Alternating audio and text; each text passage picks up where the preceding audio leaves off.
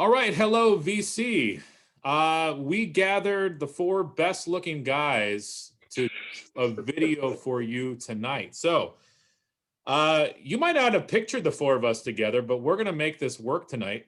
And we've got some familiar faces. As you can see, we've got Mazzy. He's already sipping a brew. Happy St. Patrick's. We're recording on St. Patrick's Day. So exactly. And then we've got Mike from Retro Spin Vinyl. Haven't seen Mr. Mike in a while. Greetings. How you doing, sir? And doing well. Even hosting this tonight, Logan from Swellheads came up with this idea tonight. So the four of us are going to talk about CD-only releases. So basically albums that are pretty much only available on CD. Now, there might be a couple little snafus here and there, but for the most part, that is our theme. We're going to do a round robin. Basically, we're each going to take a turn sharing an album, and we will probably chat about it. And so I don't know, who wants to start? I will, because I'm going to break the silence. Do it. All right, so all my albums, except for one of them, have a common theme, and you'll recognize it as I show more and more. But the one that's the outlier, that is an album that has never been on vinyl record, as all of these are, would be Iceborne by Camille and Kennerly. This is a harp sister duo, and they were just creating covers of songs for harp. They have Iron Maiden covers, they have Billy Idol, they have all sorts of stuff, as well as their own compositions, such as this entire album here.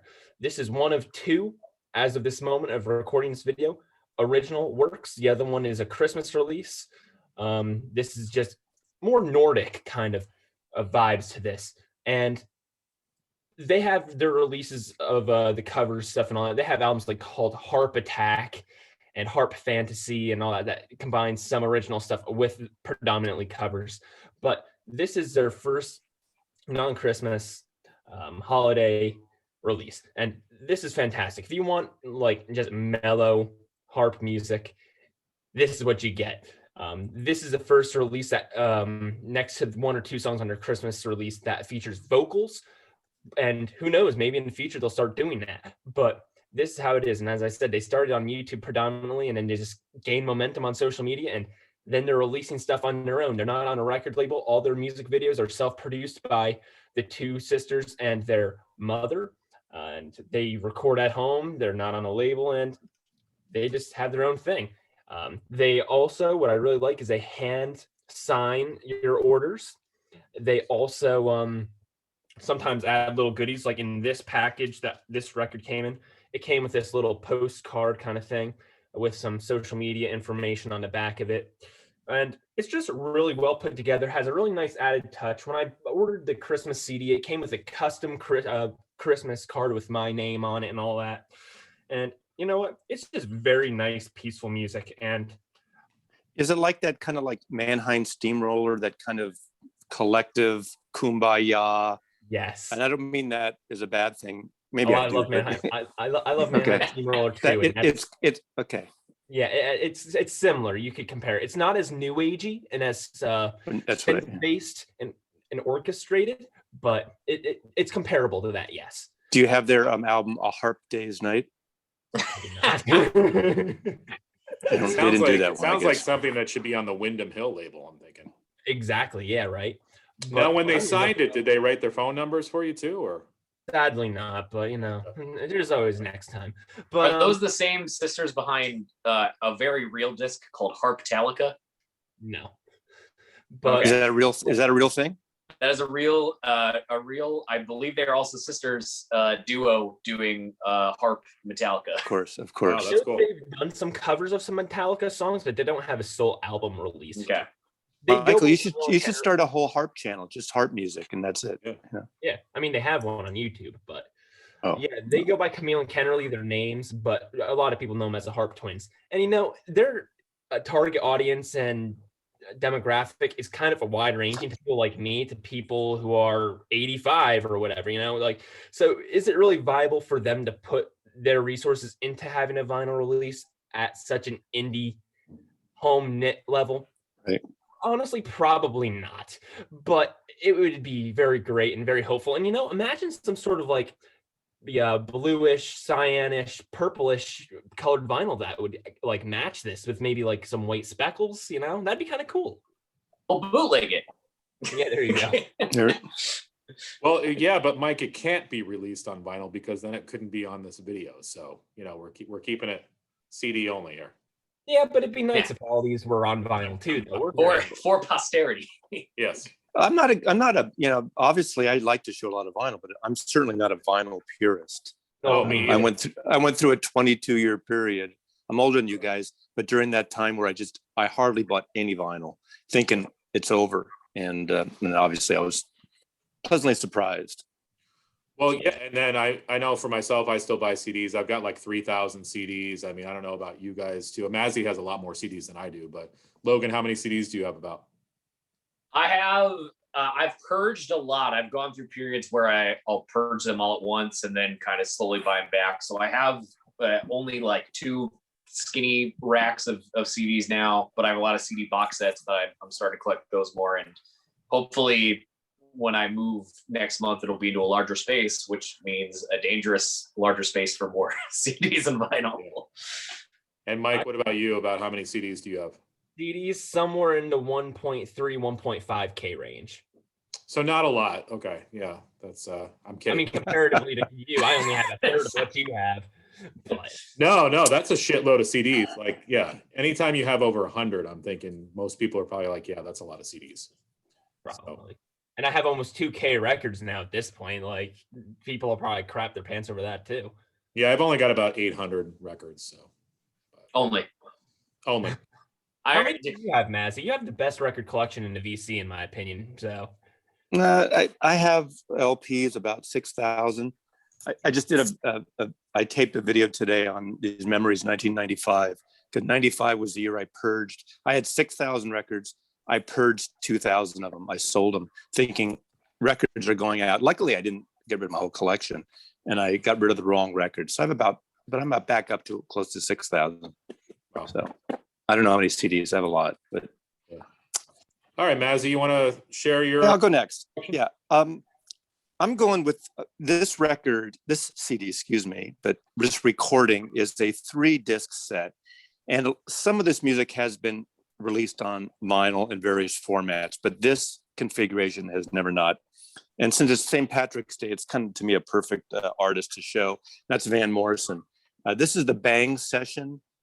These are the mid-'60s recordings. This is right after Van Morrison left them to go solo, and he was signed to Bang Records and was produced by a songwriter-producer named Bert Burns. There's a great documentary you should watch on Bert Burns. He co-wrote Twist and Shout, Hang on Sloopy. And on this, Van Morrison hit off this was Brown Eyed Girl, that a lot of people know, was his first solo single before he did the more jazzier ambient stuff on Warner Brothers record. What's great about this, it has the original master of the album. It has the Bang session rarities, where he did this whole long record, piece of music called TB Sheets, where he talks for about 8-10 minutes. It's on here. A lot of outtakes, stops and starts. And there's a contractual obligation sessions. He had these sessions he had to do before he could leave to go to Warner Brothers. So it's really a great collection. And this set only came out maybe 3-4 years ago. And Legacy put it, and it's just really a great set. I like this early period, and it's one of those things that you might have, 2 or 3 versions of takes of the song. I'm a big collector of certain artists like Bob Dylan, and where it'll have 25 versions of Like a Rolling Stone, and you can hear the progress. I know that drives some people crazy, but I like hearing it. Now that I have the real album, which if I want just that one song, which most people do, it's there. But I like hearing the progression. I guess it's like being an archaeologist, where you kind of seeing, the plans of something, the pyramids being built or something. So this is my opening act for St. Patrick's Day. So I'm sure you probably like the Beatles anthology series then, if you're talking about. Yeah, in fact, I just talked in that 1995. That's when it came out. So I just talked about that in a recording I did today. But I didn't include that. And but but yeah, I love that because I like hearing the outtakes. But I don't want them mixed in with the regular albums. So, some people are purists and think, why put the outtake shit out? Because that's why it was left out in the first place. And I get that concept. Right. Well, linking outtakes, the Beatles and Bob Dylan together, I very easily could have pulled that the Bob Dylan 1970 CD that just came out, which I think it's got to be the first Dylan in a while to not have a vinyl release. Right. But I have not had the time to listen to it yet, so I have not. I just listened. I took a road trip last weekend, and originally they were going to just put that as only in the UK. It was supposed to come out only 300 copies for the 50th copyright protection thing, and they got so much, not flack, but people wanting it because it sold out in like an hour or half hour that they put it out on CD. I bet you at some point they'll do some kind of maybe record store day something down the line. Okay. So Logan, what about you? What are you going to show us? Sure. I have these in an order, and then when Matt started talking about 1995, the year of my humble birth, I thought I had a 95 CD in here, but I have every year around it except for that You were one. born in 1995? Yeah. Holy shit. But this is 1997. Every album by this band has been released on vinyl except for this one, and I only have the CDs of all of them because they're just, to me, they're very much a CD band. They're on one of my favorite the kind of like CD specific labels, and this record and actually their final record I think have never been issued on vinyl. I know Mazzy's a fan. I think Chris might be. I have no idea if Mike is. But this is Morphine with Like Swimming. This is a trio that is like, could only be described as the new age of jazz rock, but it's like it's much more alternative than that. Basically, you have Mark Sandman, who's the principal songwriter, who plays a 2-string bass. You have Dana Colley, who plays 2 saxophones at once, and Bill Conway playing the drums. And it has a sort of kind of like smoky vibe at times. I equate it a lot to, not necessarily stylistically, but the Presidents of the United States of America, because that is also kind of a weirder rock instrumentation trio that does a lot of, kind of weird sounding tracks.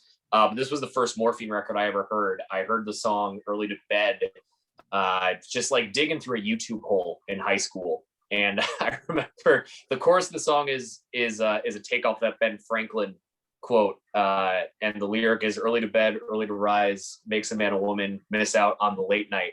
And I remember falling asleep during history, like, I don't know, a couple weeks after I heard that song, and they were talking about Ben Franklin in that quote, and the teacher was like, "Who can finish the quote?"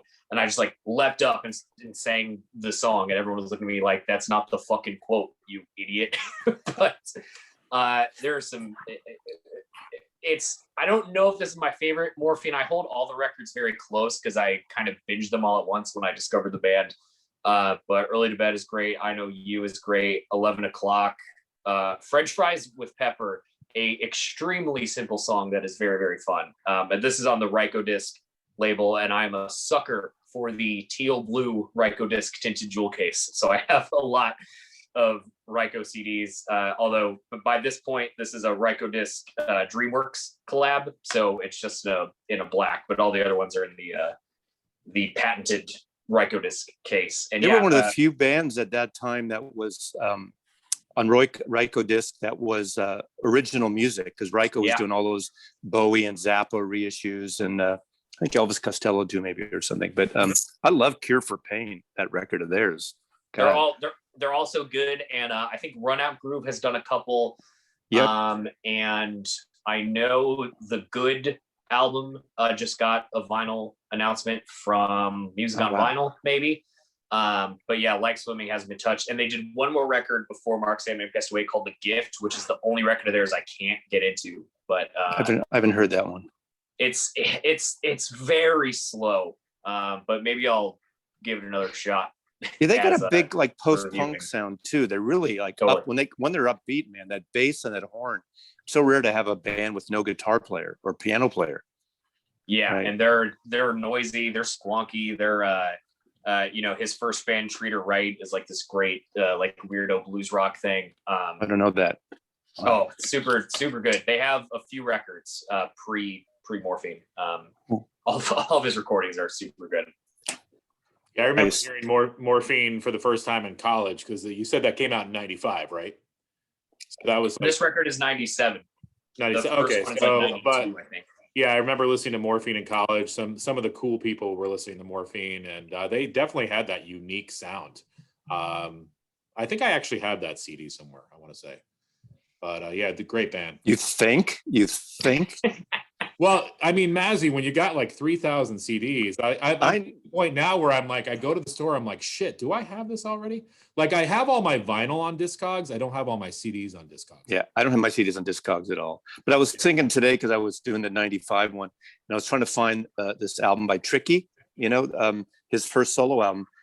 And I knew I had it. And of course, I don't have that one. I have the one after that. And I could have sworn, and I don't know where it went. So, yeah. All right. Well, anybody who watches my channel, I really like the Monkees and Michael Nesmith. So I'm going to show his album, The Ocean. And this came out in 2015. Now, here's what happened with Michael Nesmith. After he left the Monkees, he had a pretty, what I would consider, successful solo career. He did a song called Joanne, which was a pretty big hit for him. A lot of people say he was one of the first to sort of pioneer the country rock sound. I mean, we know the Byrds were doing it, and other bands as well, the Eagles. But Michael Nesmith was definitely within that sort of range when it started. He also started to experiment with sort of new age music. He came out with an album in the 70s called The Prison, and it was one of the first books accompanied with a CD. And the idea was to listen to the music and read the book at the same time. He continued that idea in the 90s with an album called The Garden, which was more instrumental. I think it had a little bit of lyrics, but it was more instrumental than The Prison. This kind of goes along with that as well. This is a book accompanied with, basically instrumental synth, new age music. Really, really good stuff. It was only released on CD through the Rio label, which is associated with the Pacific Arts label that Michael Nesmith started. Now, this sounds nothing like the Monkees. This sounds nothing like country rock. It's basically something that would appear like on Windham Hill Records. It's sort of this new age, ethereal type stuff. But, he takes chances with his music, which I really like too. So that's my choice. Like John Tesh. You know John Tesh? Yeah. Have you heard this, Mazzy, at all? Or I have not. I have not heard any of those. I've heard obviously the Prison and the country stuff, and I know his mother invented Whiteout. Right, exactly. And I love Michael Nesmith. I mean, any album by him is great, but the stuff that he did with the First National Band, the musicians. I've never heard these. Yeah, OJ Red Rhodes is on there playing pedal steel. And, it's just really, really good stuff. And that's a lot of times why I actually find myself listening to the Monkees a lot more than the Beatles. And I think because of that country vibe.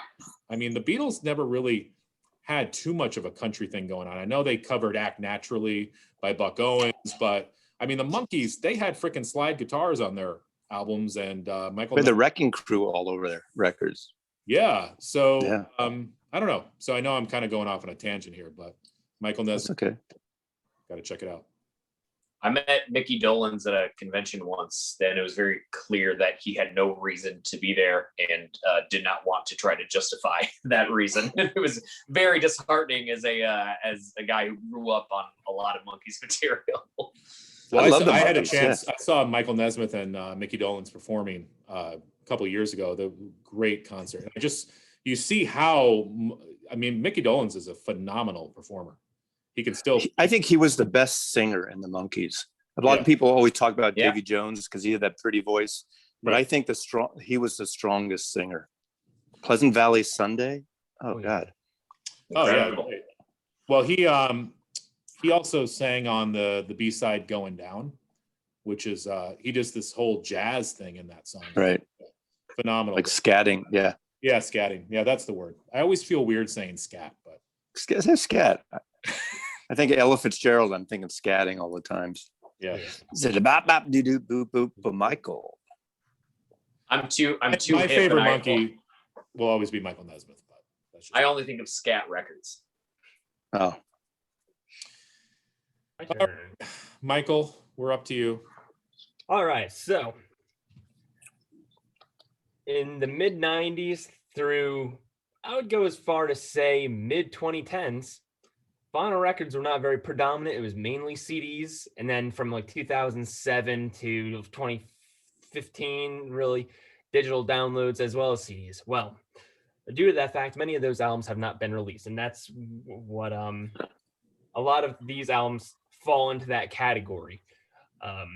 And DJ Funk Forever Cafe, for those who are familiar with his channel, will always talk about how funk records have never been reissued, whether they were originally released on vinyl back in the 70s, 80s, or even modern releases. Well, I recently, I knew that about Soul and all that thanks to him, but I discovered that I have my own gripe in a similar situation to that, and that would be country music from the 90s through 2015, really. And so, nowadays too, because even though some more modern country acts are now on there, like Maren Morris or some more modern Miranda Lambert releases, for example, even Kenny Chesney's newest album, I was blown away. It's on vinyl record. Holy shit. But like a lot of that stuff isn't there. So that's kind of the theme for the rest of mine. And the first one, and I can't believe this came out in 2008 already. Me and my mom were listening to this album like a couple weeks ago, and I looked at the date and I was like, well, shit, I remember when that came out. Trace Adkins' album X, also known as 10. This album is the album that I was a fan of Trace Adkins casually. Like I liked his song Honka Tonk Badonka Donk and all that stuff that was coming out. is that scatting? No, I think you actually scat after you listen to the song. Okay. That's called hiccup. But like that song was like the most popular song by him when I first really discovered music, and country music really was the first kind of stuff I was discovering. And this was the first new album that I discovered on Trace Adkins as a fan. And I remember there was a TV channel, it might still be around today, but I don't have cable anymore, called Great American Country. And I remember seeing the music video before this album came out for the song Muddy Water. Pretty much this guy is just getting baptized in a lake, muddy water. And it's kind of talking about that whole situation. And I just loved it. I thought it was fantastic. So then I ended up getting the whole album. I asked for it for Christmas that year. I got it. I will fully admit, shamefully and slightly embarrassedly, but when I got this album, I opened it Christmas Day and I squealed like a little girl when I got it. I was like a kid that seen Paul McCartney at a Beatles concert, like it was bad. Like I'm sure my dad has a video recording of that. Not that I will ever publicly show that, but I was very excited for this release, to say the least. Well, later, some other popular songs would come out, such as the song Sweet or Better Than I Thought It'd Be, Till the Last Shot's Fired, which is a beautiful ballad. A song Married for Money, which is a fun song talking about, oh, I'm going to leave you, babe, for someone who has more money. Kind of silly banter. But this is just a fantastic album. It was produced by Frank Rogers, and it's just a great country that isn't available to vinyl people. So Trace Adkins X. What year was that again? 2008. Yeah, I stopped listening to country around that time, but earlier than that. But. Yeah, it's interesting because I stopped around the 2012 era, and then when I hear things in passing, I enjoyed. Then I was like, okay, cool. But like a lot of that bro country kind of came out. That like people who grew up in New York City and like saw a cow driving by in Nashville, Tennessee, and then they decided to write a country song, create a country. Like that's kind of like what had happened. I mean, look at Florida Georgia Line, like. And I'm not bashing stadium country because I like stadium country acts too. You can go bash it. I'm fine bashing it. Oh, okay. Well, but some of it's good. Like I would even go as far I'm snooty. I hate it. I mean, there are some acts like Florida Georgia Line. Yeah, no. I mean, maybe if you learned how to plow. Isn't Nickel Creek or Nickelback one of those kind of things. I always get those confused. I don't know which is which. They're very different. Nickel Creek is Very better different. than Nickelback. I'm a big I fan of Nickel Creek, Nickelback. I don't mind, but I'm not as big of a fan of. That's another one of those bands, actually, Nickel Creek, that I know because of my grandfather. But yeah, like a lot. That's where I kind of stopped. Yeah. And then I hear some of the stuff on the radio nowadays, and I'm starting to enjoy some of it again. I was actually surprised the other day because my parents listen to the radio. They have music on their phones, but they couldn't care less about it. They just turn on the radio and Right. look at terrestrial radio. So most people do. Yeah.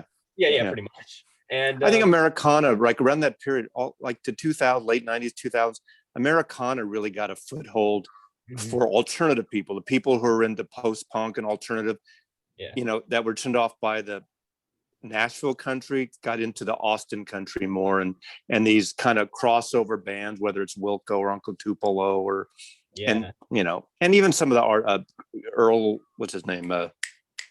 Earl, help me now. Earl? Steve Earle. Yeah. You know, the whole outlaw, you know, Beyond Willie and Waylon and stuff. Yeah, Well, here's the thing, Mike. I don't mind you showing a Trace Atkins CD because I know that you like traditional country. You and we're big Porter Wagner fans. Oh, yes. That's different. That's great. Like Porter Wagner, I'm telling you right now, do not listen to one of his songs if you are having a shitty day, because this stuff will put you over the edge. I mean, look at the Cold Hard Facts of Life. The Cold Hard Facts of Life, prime example. You need to get the Rubber Room collection that, on CD. Oh my God! I mean, that's the most about homeless, drunkenness, infidelity, murder. It's just I love it though. It's great. That's good stuff. That's and then kind of after the 70s, it got really kind of pop country, you know, for me. The thing is, like, what I really love about traditional country is that it tells a story, or it's about some people's personal tribulations or problems or life. Like Johnny Cash, even though every single song that he ever sang, it was not necessarily written by him, but his music, he just talks about life, whether it be from his own personal experiences or things he hears about. It's just great storytelling. Like religious and murder, religious and the devil. Yeah. You know, like, Jesus and the devil. Yeah. A lot of country nowadays. What was great about Johnny Cash is he could sing a spiritual song, but then he could also sing a song about killing somebody. So exactly. Yeah. Exactly. That's what I admire about him, that he knew both of his sides and was able to kind of, for the most part, straddle that. I mean, he did have his times where he went off the deep end, but and he was able to kind of ride that middle ground. Yeah, and because even though not all modern country is like this, a lot of modern country is about beers, girls, trucks, and plowing a field that these people haven't even seen a field in their life, and red dirt roads, you know. And now this has become an anti-bro country video. You realize that, right? Yeah, right. but like then you look at like Merle Haggard. Drinking dark beer is not good in the country. Nashville. No, we should be drinking like what, like Pabst Blue Ribbon. Pabst Blue Ribbon. Schlitz. Pabst is good with a shot though, so I'm not, you know. Yeah. And then another great country act, talking about it before we go on to Mazzy showing his next, like Merle Haggard was another great one. Like he knew from personal experiences some of these problems with life. I mean, it wasn't known until much later that he was a jailbird himself. I mean, didn't he see Johnny Cash perform? He was in Quentin and he saw Johnny Cash come through. Yeah, he was at Quentin at that time, and I think that was kind of what made his turning point, I think, because I think he had some music out already by that time, because San Quentin was 69, I believe. So, but yeah. Oh man, I sit here. Okay, I'm showing one of my top 3 favorite bands, and I'm showing the Kinks, Back to the Bone. This is a double CD only. It's never come out on vinyl, and I would die. It's essentially, in a way, like an unplugged album of the Kinks.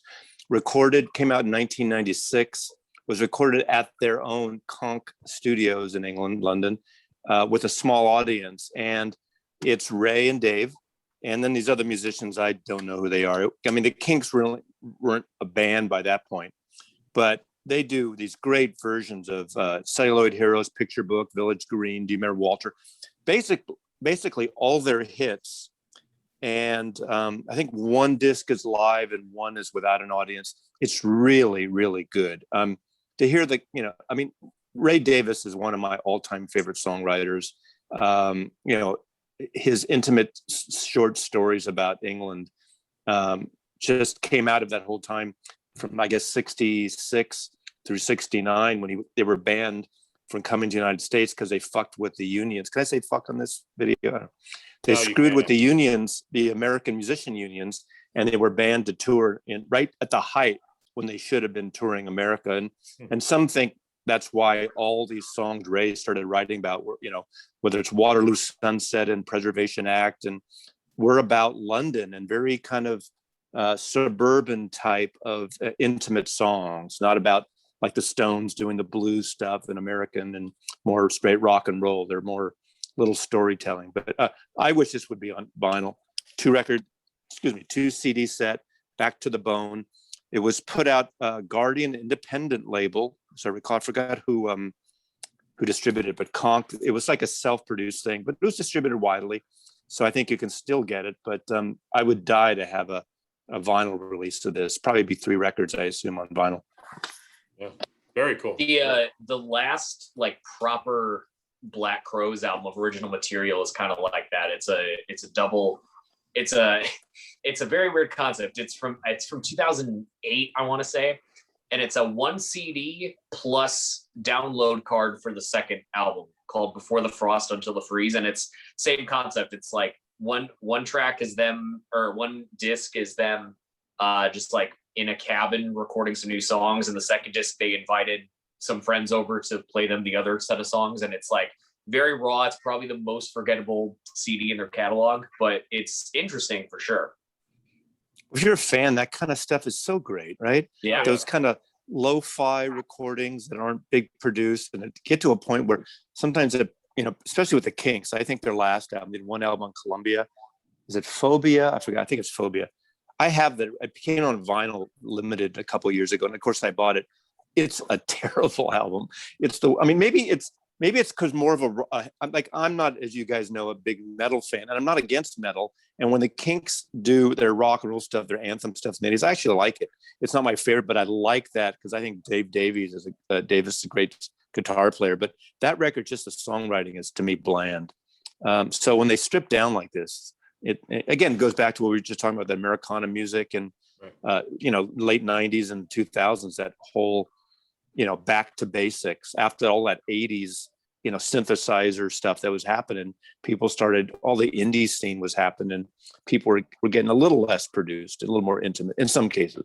So I love that stuff. I mean, an album I couldn't show for this because of the fact that it was on vinyl too, but like Agnes Opal, I don't know if anybody's familiar with her at all, but like she has all that like just like piano vocals, and it's just so beautiful and indie. Like it's not something you would ever hear. It's great stuff. Well, and this artist comes to mind, Nora Jones. I remember she changed the game with that album, Come Away With Me. I remember the first time I heard that, I was like, holy crap, who is this? Like, it didn't sound anything that like what was out at the time. And I think that was an album and an artist that sort of changed the game too. Well, she almost single-handedly saved Blue Note Records. That was on Blue Note, and that was a huge hit. And Blue Note, before all this jazz revival with Tone Poets and, them getting into the game again. I mean, they've had song records, but they hadn't had a hit like that ever, maybe. So Blue why Note's did not that, a hit. I wonder why that struck such a chord with people. What was that? That was 2001. That was 2001 or 2002. So I don't know if it came out right after 9/11. Everyone was, there was a shock value after 9/11 for a lot of people. Everybody wanted, really pretty stuff, not, dirgy and musically and cinematically. And it's a really pleasant record. I mean, it could have been too kumbaya. Again, I'm using that word. It could have been, but it wasn't. And, if you're not into the singer-songwriter piano ingenue thing, I get it. But she did it really well. She played. I like her a lot. Ravi Shankar's daughter. Yeah, I think too. What's good about her too is that she didn't pigeonhole herself in that. She kind of did I feel like all of her albums are a little different. Oh yeah, it's great. Yeah, Yeah. DJ Mouse produced one of her records. What's his name? Danger Mouse. Yeah. Danger Mouse. Yeah. TJ Mouse. Yeah. Yeah. Okay. I like the Dead Milkman Nora Jones diss track. Oh, yeah. That's all I got. I love the Dead Milkman. It's not.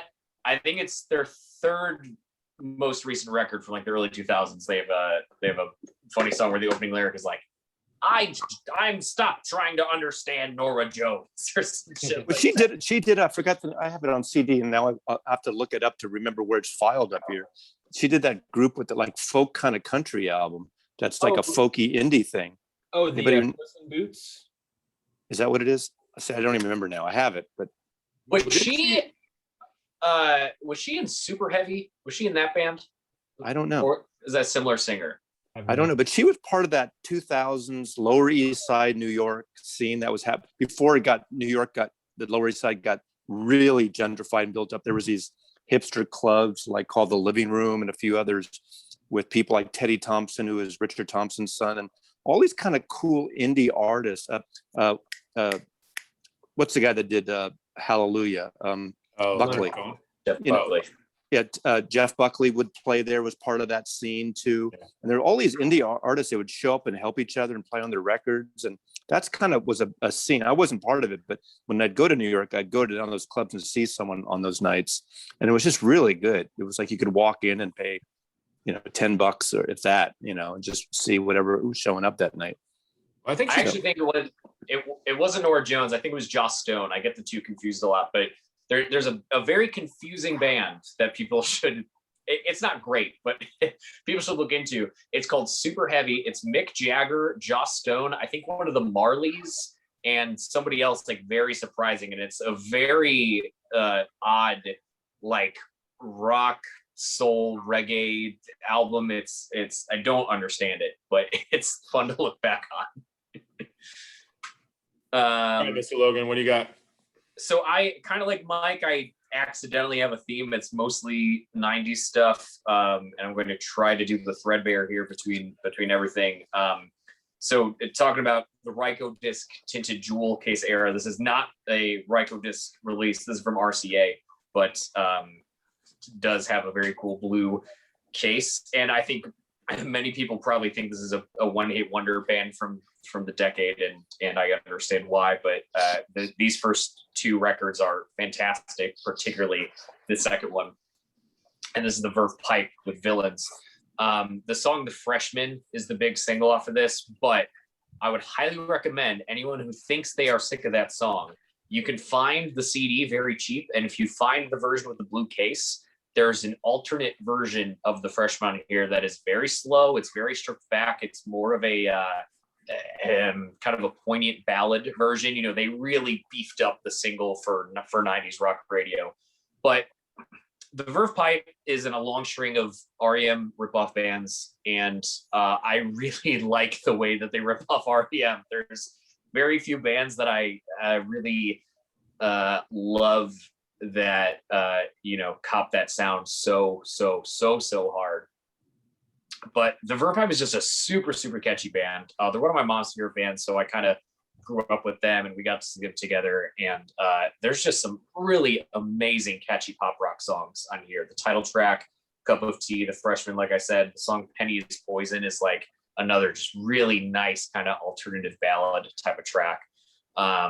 If there's a lot of records of this ilk, you can look at the Semisonic record, any Toad the Wet Sprocket stuff. Like the genre kind of gets written off because of its big singles, but there are album tracks by just some really good pop songwriters around this time, and this is one of them I enjoy quite a bit. So you compared them to REM as like a rip-off kind of thing, but then mentioned Semisonic. So is it more jangle pop or is it more rock? Well, I'd argue that REM is both, but it's they have the sort of, I don't know if I can make this a noun, propulsiveness that REM has at times, but they have that big 90s radio rock sound like Semisonic and those bands did as well.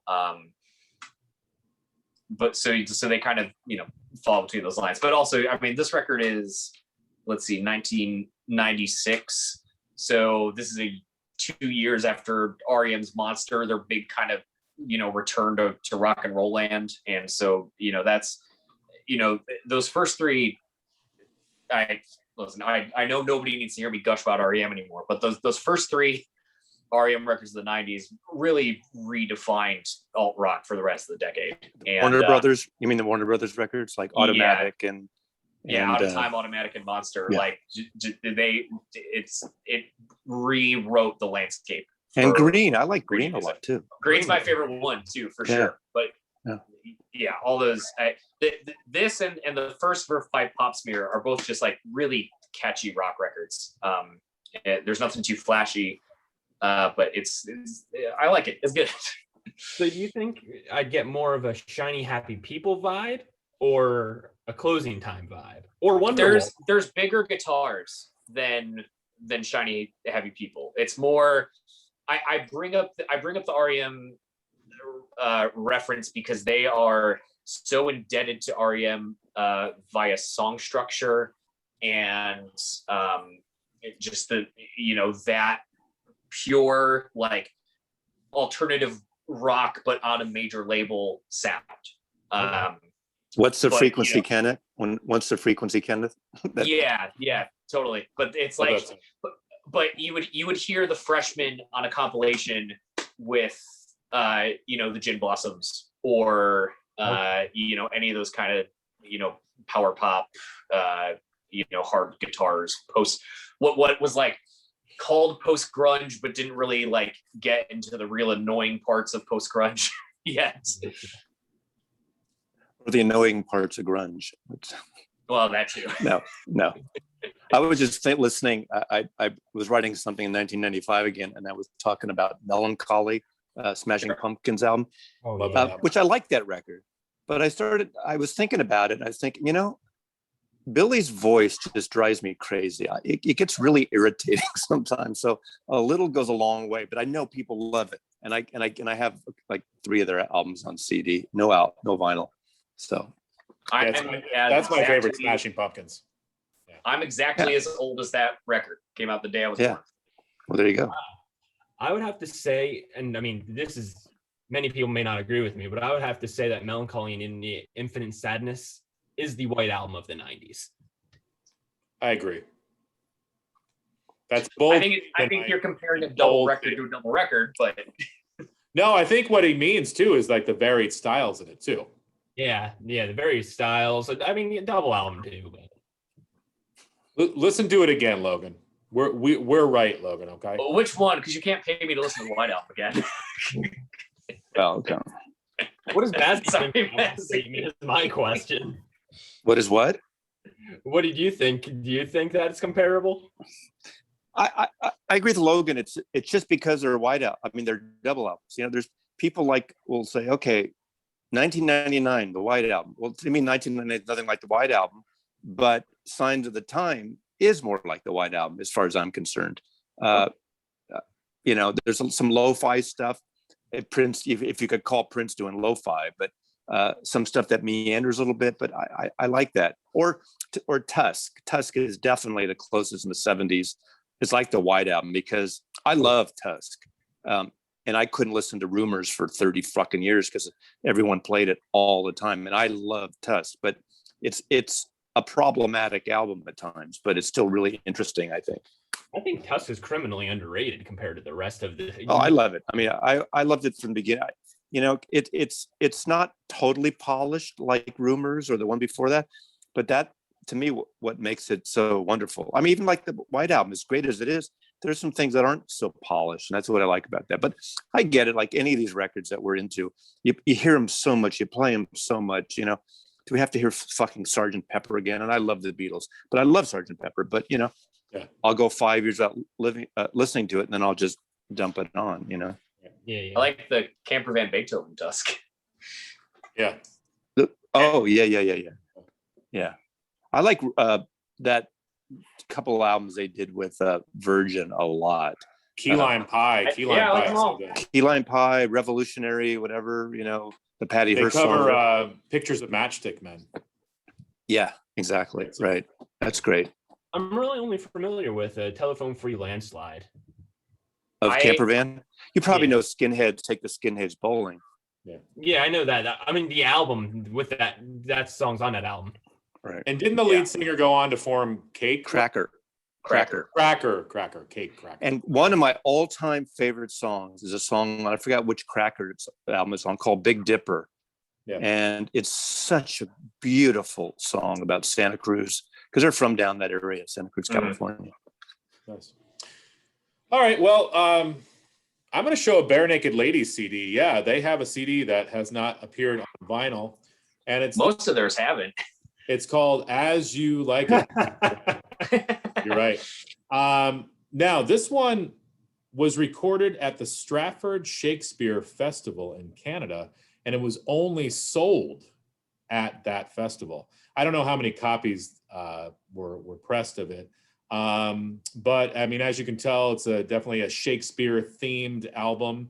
Songs by Stephen Page, who I love Stephen Page. I wish he would kind of get back with the Bare Naked Ladies. I know that there were drug issues and other things happening with that, but He's doing better without him. Yeah, I like his solo albums as well too. Yeah, but to tell you, I have not listened to this album a lot because I just got it maybe, I don't know, a month and a half ago or so. When was it recorded? This is recorded at the Stratford. When? No, when? What? 2005. Okay. Yeah. And yeah, I forget even how maybe I think I was on a Bare Naked Ladies like fan group or something on Facebook, and somebody had mentioned that. I was like, holy crap, I've never seen that before. So I went on Discogs, I was able to find it, but so there are copies of it out there. And yeah, I am not an expert on this album at all, but just kind of a cool curios to have. And if you're a Bare Naked Ladies fan, if you're a Stephen Page fan, if you're a Shakespeare fan, we're kind of covering all the bases here. So As You Like It. Logan, have you ever seen, because you like the Bare Naked Ladies, right, Logan? Yeah, I think you showed it on Instagram, and that was the first time I had ever seen it. But yeah, I would highly recommend to Chris, I know you're a fan, but both Mike and Mazzy for being Beach Boys fans. The last two Stephen Page solo albums are so Beach Boys influenced, mixed with all the kind of classic pop music that Stephen Page likes, so there's elements of Bruce Cockburn in there, and some of the Burt Bacharach stuff, and it's just, they're incredible pieces of songwriting. And I think BNL is a band that gets clowned on for sure, but his pieces of that band are always strong, and yes, the last decade since he's departed, I've just been incredible songwriting. Yeah, I've always loved his voice. I saw them on the I want to say the Maroon tour maybe, and they all had mustaches at the time, and on stage they actually shaved their mustaches off and made up a song about it on stage, like right then and there. I was like, these guys are cool. Like, they just have that improvisational thing that they do as well. And do they have the hits that we've heard like thousands of times? Yeah. Do we need to hear If I Had $1 Million again? Probably not, but I mean, they have so many great songs. I just love Stephen Page's voice too, and yeah, great band. I'll look into that. Yeah.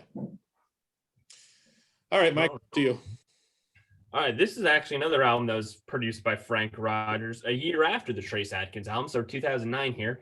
I actually got to see this act for this album's tour, and this is honestly one of my favorite concerts I've ever seen. Next to Dream Theater, when I saw them do their 20th anniversary for Metropolis and their Distance Over Time tour. This is Brad Paisley and his album American Saturday Night album.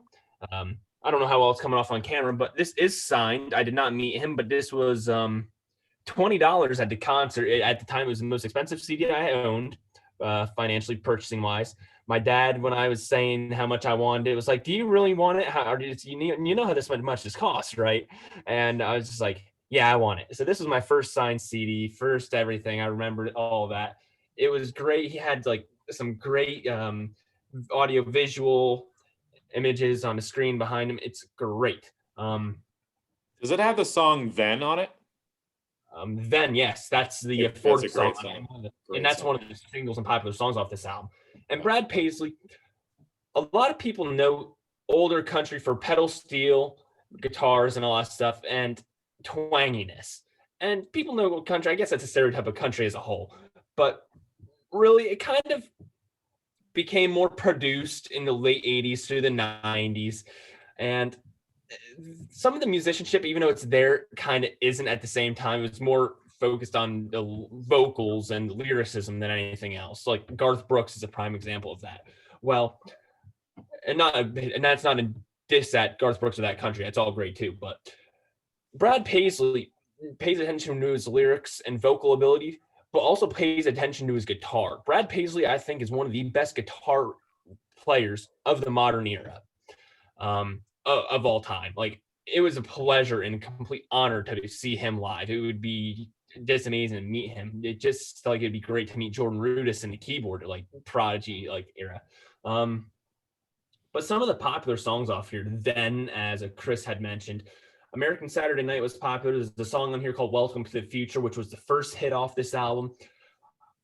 That's just a fun song and such a, it's one of those hype songs. It just uplifts me. Like it just makes me feel great. And those were really the big popular songs off here. But I mean, there's also other songs that I really love on here. There's a song on here called Water, which wasn't super popular, but the song is literally about childhood love of like water, like playing in sprinklers or playing in a kiddie pool. It's just like fun kind of things like that. Does that one have online? No, that's off of his album Fifth Gear. Okay. Which actually I think is the album that came out before this. I think it was probably, that was the first one I heard. I like his, we're talking about the kind of bro country, stadium country thing. I was aware of it when that big wave kind of came through, and I look back on it now and some of the modern era, and there's a lot to laugh at and there's a lot to dismiss. But the one thing I keep coming back to as I kind of check in and out with whatever the biggest music is pop, really sharp pop songwriting on a lot of those singles and records.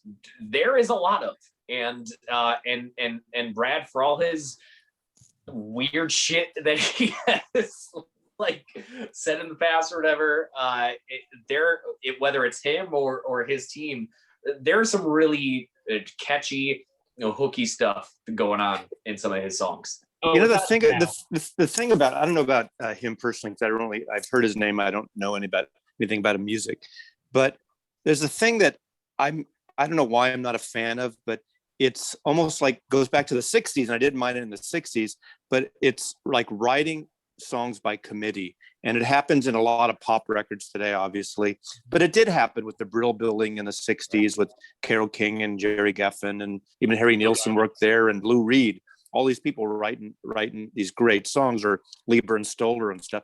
But Nashville seems to have this group of people. It's like this factory of songs for, plug into whatever artist picks the songs.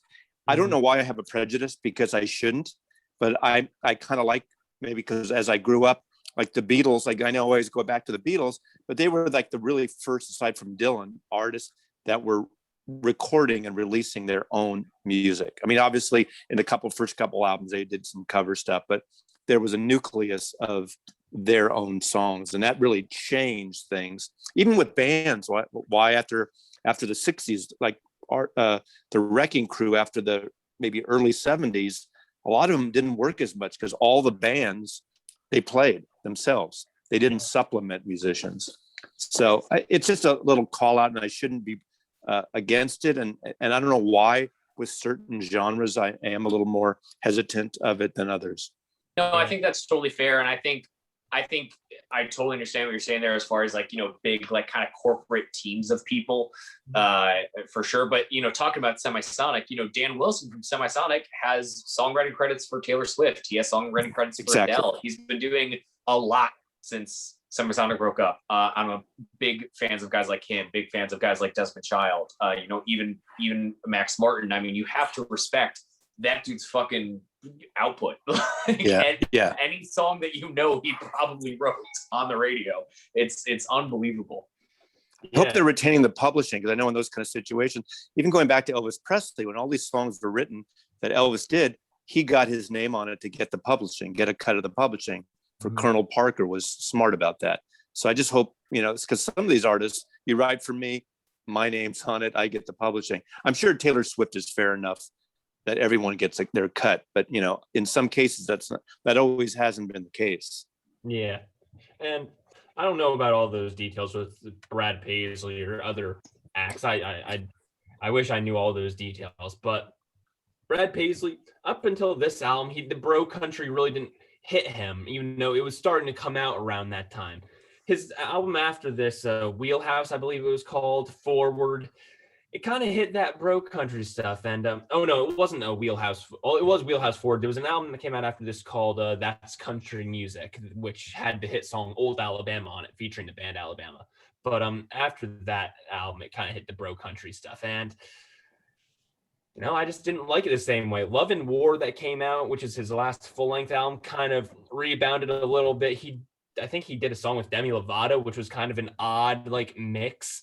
But yeah, Brad Paisley, musicianship-wise, nowadays is one of the more respectable ones, because he could actually play, and he plays very well. He even has a predominantly instrumental album that he put out called Play, which is a lot of instrumental guitar. That if you hear Brad Paisley's guitar work on any other album, you just hear it just more predominantly. There might be maybe 3 songs that have vocals on it, one of which being Start a Band featuring Keith Urban, I believe, which was a very popular song.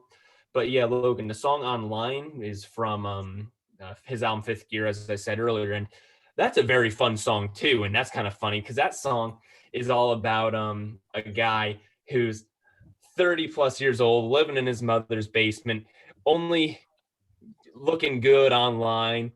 It's just what, if you want a song that'll give you a good chuckle and have a good time with it, listen to that song, because it's talking about how and it's when social media is really starting to become popular. So it's the advent of social media booming and talking about how, oh, I'm only this cool online. You see me, I'm just some dope in my mom's basement. It's great. He's talking, the only time he ever was in LA, he talks about how he's been to LA all the time in his online stuff, but in reality, he only was in LA to play tuba in the Rose Parade, like he talks about in a song.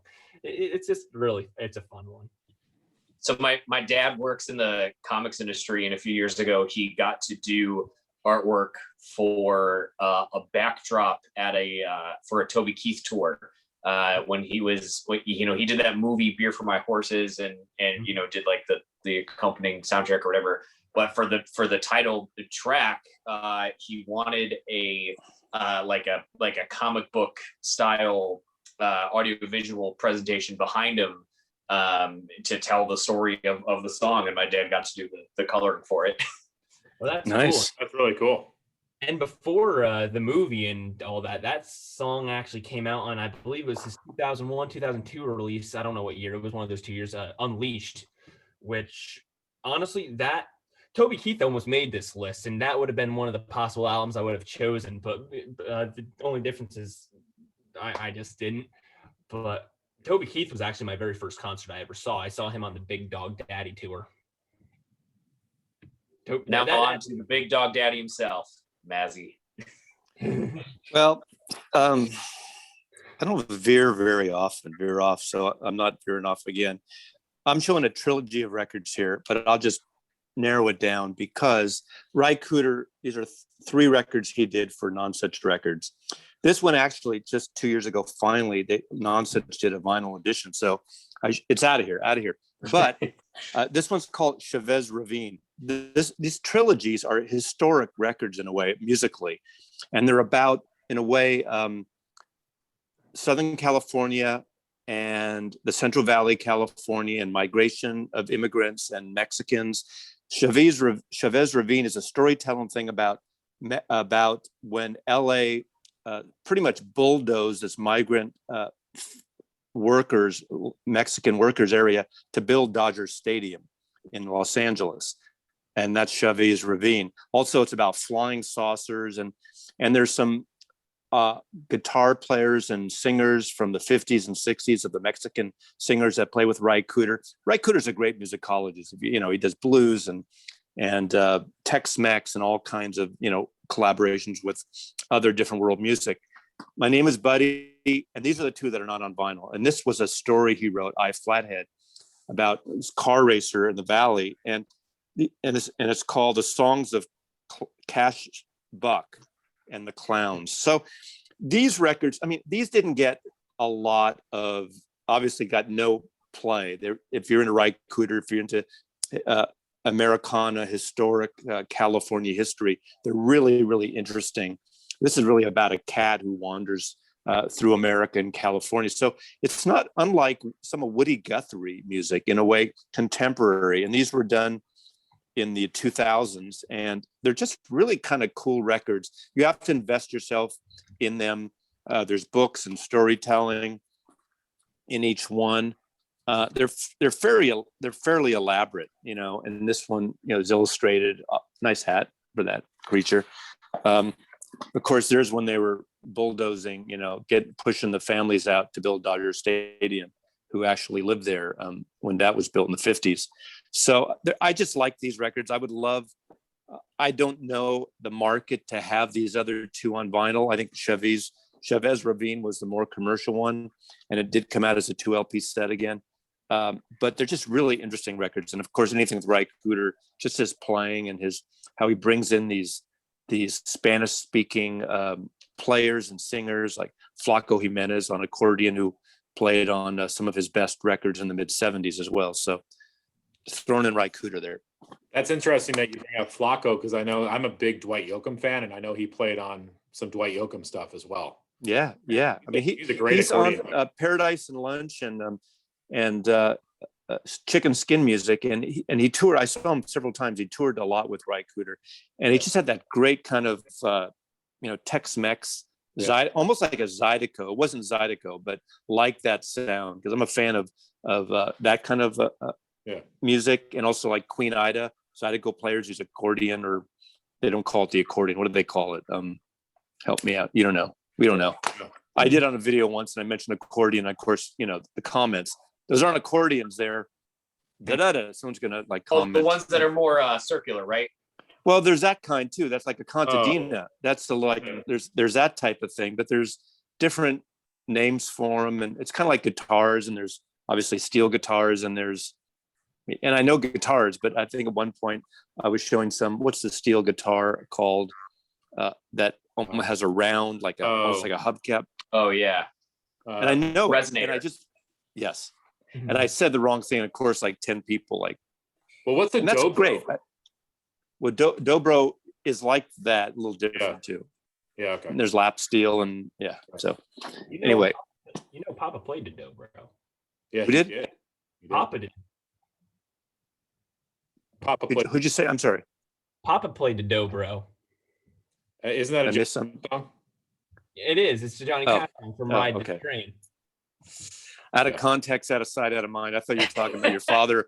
Your father in the other room played dobro. So sorry, my mistake. Yeah, I'm the old man here. I just back in my day, my papa played the dobro.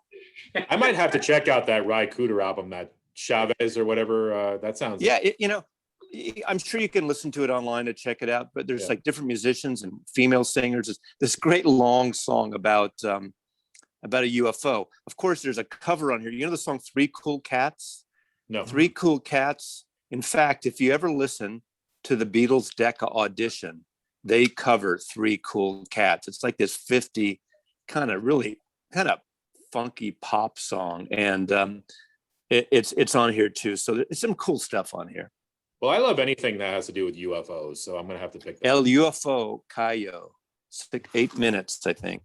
Cool. Mazzy, And great guitar stuff. Yeah, Mazzy, I always hear you talk about Ry Cooder, and I've always been interested in him ever since you first started talking to him. I never haven't gotten the chance to get around to checking him out. Would you say those 2 or 3 albums would be a good starting place for him? No. No. he's a great musicologist. If you like surfer Latin guitar in a way, there's a great I think it's all instrumental record he did with a guy named Manuel Cuban, which is part of the Buena Vista Social Club record that he produced of this Cuban music, which is really great. My two records are probably Paradise and Lunch and Chicken Skin Music. They're a little produced. There's a song called The Tattler on there that Ry wrote that Linda Ronstadt later covered, which is a beautiful song. Those two, it's 1974, 75-ish. Boomer Story is really good, but it's more of the old blues like John Hurt and these, it's funny I always talk about Ry Cooder and Randy Newman because both these guys are from LA and Santa Monica, and they sound like friggin' old black men when they sing. They do the whole Southern, they sound like that when they talk even. Randy Newman sounds like almost like a black singer, but he's from that whole Hollywood family that did soundtracks and scores, and Randy Newman and Ry Cooder's from fucking Santa Monica, and he sounds like this. He's from the Delta or something. It's so great, Didn't he? It's so bizarre. He did the soundtrack for the Long Riders, didn't he? Wasn't that? He did. I have every soundtrack. He did a bunch of soundtracks for the director of that. And I'm blanking on his name right now, but he did Paris, Texas. He did. Oh God. He's done about 10, 12 soundtracks. Long Riders is a great one. That's when all the real actor brothers played real brothers, like Jesse James and Frank James were, the Quaid brothers, Randy Quaid and Dennis Quaid are in it. Yep. And Christopher Guest, from Spinal Tap, and his brother played two other, villains, and just all these different actor brothers played real brothers. It's really a violent film, but it's really a cool film. Great soundtrack. Yeah, I've never seen the film, but it's like a lot of slow motion guns and blood. Almost like Sam Peckinpah films. Cool. My great times 3 or 4 uncle is the titular Jesse James. Wow. Yeah, very weird. Okay, going from one of my favorite REM ripoff bands of the 90s to one of my favorite Husker Du ripoff bands of the 90s. Again, another band that absolutely took the template of alternative rock and basically said, "Fuck you, this is what it is." And the wave of Husker Du ripoff bands again is very rich. But this is absolutely one of my favorites. It's not one that I've ever heard anybody talk about, so please jump in if any of you guys are familiar. This is a band called Fret Blanket, and the album is called Junk Fuel. This is released on Atlas Records, which is a division of Polygram, from 1994. Very short-lived band. I don't know a ton about them. I don't think there's a ton of info about them available, but they have 2 full-length records, a couple of EPs. Very little of their music is on vinyl. They have 1 12-inch, 1 10-inch, and 1 7-inch. I have the outer 2. I'm missing the 10-inch, and they have 2 full-length albums on CD. But this is just amazing, heavy buzzsaw guitars, alternative rock. What is loosely defined as guitar pop, which is one of the most nebulous subgenres in the world. But like I said, very much post Husker Du, a little bit of that Descendants vibe, just really, really, really sharp, heavy alt rock, adjacent to, maybe something like Ned's Atomic Dustbin, but a little less funky because it doesn't have that huge bass chunk like that band does. But yeah, sonically, there's nothing super impressive here, or I shouldn't say not impressive, but there's nothing cutting the wheel. I mean, if you were, I'm sure, Mazzy and Chris know the amount of, 120 minutes style bands from the 90s. There's many of that, post Dinosaur Jr., whatever type of music. And this is just one of those bands that I think fell into that wave and got caught at the wrong time and never got big. But the production on here is great. It is loud as fuck. It's super duper catchy. It's kind of moody as well. and yeah, just kind of this great lost guitar record of the 90s that I enjoy a lot. They have a second album. I have it. I have not dove into it as much as this one, just because the stuff on here is so super duper catchy, and is really really good. So I need that record because you just mentioned 3 SST bands: Husker Du, Descendants, and Dinosaur Jr. So I mean, you had me at Husker Du, so I've got to get that. It sounds really Yeah, yeah, if you like any of that, it's really like it's definitely indebted to the more like pop SST world, like kind of like Blasting Concept era SST, and then yeah, just kind of that more 90s big guitar stack stuff. It's like it's super good. Like, I fully understand why it didn't break, and I fully understand I guess I phrased that wrong. I like understand why it didn't break, because it wasn't doing anything super different, but I'm also surprised it wasn't huge, because I feel like it was enough in the lane of other popular alternative music where it could have worked in perfectly and just never got that big push. It probably is. I mean, there were so many bands that sounded like that, like you mentioned. So I think that it was sort of, they were in a sea of other bands that were just like them. You know what I mean? Absolutely. But all right. Well, I'm going to show Donovan. Ooh. Yeah, This is I'm a big fan. Yeah, I love Donovan. I actually saw him live a few years ago, which is it was literally him on a pillow on the stage, just him and his guitar singing. It was amazing. But this album came out in 2010. It's called Ritual Groove. It's a 2 CD set. And the story behind this was... I know that record. You know this? I don't know it. And I have Yeah, so in 1996, he came out with an album called Sutras that Rick Rubin produced. And I think that needs I almost picked that today. Yeah, that needs, because the thing is, Rick Rubin, of course, did Magic for Johnny Cash. So Donovan figured he'd jump on I think Rick Rubin liked Donovan, so he produced the album Sutras. He reached out. Yeah. Yeah, he also produced Neil Diamond, 12 songs, I want to say, as well. 2 of his. Yeah, and Home Before Dark. Yeah. And I like all those albums, but that's not what I'm talking about. So anyway, so after Sutras, Donovan had an album called The Promise that was supposed to be released, but I guess Sutras didn't really sell that well, so they kind of pulled the album.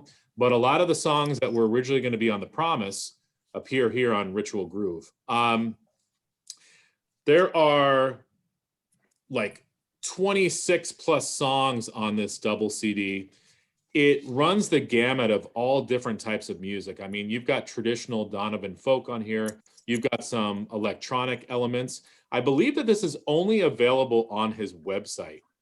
So it's an import. And I think there are still copies of it available. But yeah, it's just a really, really cool album. It comes, it's got the lyrics inside. And it's just got that Donovan magic to it. But I like it because he does expand the sound a little bit. Like I said, there are some electronic textures with it. There's the traditional folk as well. Yeah, so it's just a cool album. How does it? I need to get that. Yeah. I saw him. It's funny. This is another one. Beat Cafe. Yeah, I love that. I love that album. 2004. He did a week at a place called Cafe de Nord in San Francisco. Yeah. And he did it like a beat poetry thing with local, like a stand-up bass and beat poetry. And he had people like Michael McClure and Lawrence Ferlinghetti out of North Beach come and do poetry, and we were sitting around tables. And I went to see that, and it was this is a great record. This was after Sutras too. Yeah, but, I love that. You're right. This Danny Thompson from Fairport, and Jim Keltner is on here. I don't know. He doesn't get a lot of love beyond that, and I don't know why. That Sutras album, Rick Rubin produced, is a beautiful record, and it got no legs. It just did nothing. I don't know if it ever came out on vinyl at the time. I don't remember. No, I agree with you. I love that album, and I think probably because in the 90s nobody was really interested in Donovan. I don't think anymore. Well, but you know, with all the independent, like the lo-fi singer-songwriters and the retro folk scene, the whole Austin, Yeah. you think he'd be a natural. I don't get it. You know, people always like to mock him as this British kind of hippie, incense burning Bob Dylan or something. Yeah. And his records are fucking great pop records. Mickey Most produced those Yeah. great records. One of my favorite albums by him, and I'm happy to have this on vinyl, is A Gift from a Flower to a Garden. Yeah, the box set. Amazing. And I found a great copy of it because when you find it, sometimes the box is beat up that it's in. So I have the box that's perfect. I have all the cards that came with it. And The all lyrics, yeah. Yeah, the vinyl is in great shape too. So People like to mock us Dylan people, definitely. He's one of those people but they got to listen to some of that. I mean, psychedelic records, it's so great. And even, I love him, the great kind of last minute vocal he does on $1 Billion Babies with Alice Cooper. He was at the studio and they just decided to put him on that verse of $1 Billion Babies. And he's incredible. And a lot of people don't know that he was on that song. So. Right. It's so great. I was a very, very late Donovan camp, but it's exactly what you said. Like, you know, big Dylan fan, and I got introduced to Donovan. Ben Gibbard from Death Cab for Cutie covered one of his songs, and I got into it through there. And I was like, yeah, I don't know, but like all the music that I like that kind of sounds like Donovan, I didn't get into until very recently. So Donovan just kind of, it was literally. No joke, a friend of mine texted me making fun of the song Sunshine Superman, and I found it at a record store the next day, and I was like, I'm pretty sure this is a good record. And yeah, obviously I was right, and I very quickly, I mean, his songs like Season of the Witch has a great cover on the Super Session album with Steve Stills and Bluefield and Al Cooper and what's his name? The one song that the Jefferson Airplane cover where they sing "Fly Jefferson Airplane, Fly Trans Love Airways." Fat Angel is covered by the psychedelic groups. So a lot. Dr. John did a great version of "Season of the Witch" too. So his songs are. People find his songs. They just think he's too like hippie, incense, like kumbaya, light and feathery. And again, old story, but he's the one in India that taught John and Paul that guitar picking that John uses all over the White Album. You know, I like the Masked Marauders, Season of the Witch. One of my favorite Donovan songs is "Catch the Wind." Oh God, yeah. Love that song. Yeah. Mazzy, do you have this album? "Love Is Only Feeling," Donovan? Is that a comp? No, this is an album that came out only in the UK. I want to say. I don't know what song. It came out on the I don't have that cover. Interfusion label. I don't have that cover. Let's see. I have almost every Donovan record, but "Lady of the Flowers," "Lover, Oh Lover," "The Actor," "Half Moon Bay." This is "The Hills of Tuscany." I think I have some of those songs on something else in this country. I forgot what now. Yeah, I definitely have them on CD. Margarine. Yeah, great album. Yeah, I know those songs. Yeah. So Cosmic Wheel is a good record. That's a 70s record. Side Essence, one especially. Essence is great too. Yeah. So how do the later Donovan records compare to the older stuff, such as Sunshine Superman and Mellow Yellow? Well, Sutras could have been a 60s album of his. I feel Sutras is probably the last like great record, except for or not Sutras. Cosmic Wheel is probably the great record to that point, but then Sutras is a later great record. I think it's as good. The stuff's very produced. Mickey Most was producing Herman's Hermits and was, funneling material to other groups. There's a song called Museum that Herman's Hermits had a light hit with that was written by Donovan as well.